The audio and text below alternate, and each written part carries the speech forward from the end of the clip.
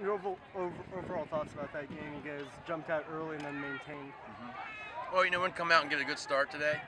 And, you know, the great thing about this game is the fans. And I mean, what a great day for the weather and the fan base. And, you know, all it goes to the WJA Academy was just a great benefit.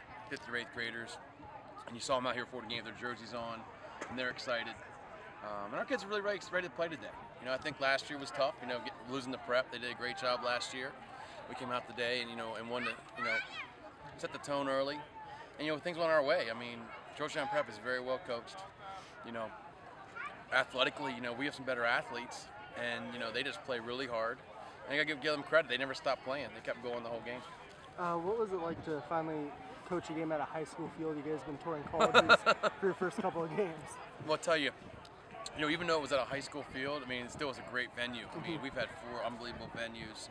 And part of one of the things I believe in high school football is this should be a memorable part of your high school experience. And whether you're playing or not playing, these kids have had a chance to play in 3 college stadiums, at Georgetown Prep, you know, with how many people were here, thousands of people. And next we got Cook Council at home, for our first game at home this year. So, I mean, it couldn't be any better. You know, all the work you put in the off season, everything you do is for opportunities like this. Was the noise a concern at all? Playing in the college stadiums, you know, so much bigger, maybe noise isn't as much of a factor. Well, you know, it definitely was louder than what we're used to. You know, there's no doubt about that, you know, because there's so many empty seats in those big stadiums. But I thought, you know, the crowd was great. We got to get used to playing with that kind of noise, but it was definitely a factor.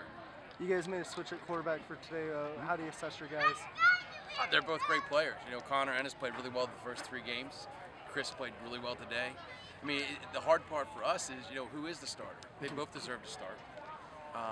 And really today was a senior decision. Chris Schultz is a senior.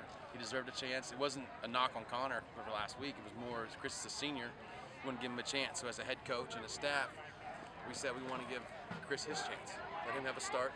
You know, the hard thing is they both have played well. Now what do we do, you know? And, you know, we're going to try and play them both if we can somehow. I don't know what the answer is right now, what we're going to do. For good counsel, do you have any inkling of what's going to happen with the quarterback position? I think we're just going to keep it a competition going forward, you know, during the week, and you know, and I would expect to see both of them play next week. Talk about 82. Was he on JV earlier this week? Or? He's still on JV. He's still on JV. Did he play in the JV prep game? What's that? Did he play in that game? Yeah. So what was it like watching out there with the varsity guys scoring touchdowns and all that? Marcus Lewis was a basketball player until August 3rd of this year. And he is unbelievably gifted in football and has no idea what he's doing right now. You saw today, he can just make plays. He's very coachable, couldn't have a nicer kid, and he has a lot of raw ability, which we're really excited about. He's only a sophomore. So you're going to probably see more of him as the season goes on the varsity. What year is he? Sophomore. Sophomore. And Marcus, spelled with a C. Is he on your roster? Yes. Marcus Lewis, M-A-R-C-U-S. And talk about your team's rushing attack, the 2-headed monster getting it done once again. Well, I mean, it starts with the O-line and our tight end, Scott Carpenter. I mean, he is just an unbelievable blocker, one of the best I've ever coached or seen. A lot of colleges are really interested in him because of that. He can catch the ball, but he is a great blocker at the point of attack. And then our O-line, you know, they just get better every week. And those guys can do what they do. They're great running backs. They're hard to tackle. It's hard to get a shot on them. You never really get a direct hit on those guys, which is usually the sign of a really good back. Great. Thanks, Coach. Awesome.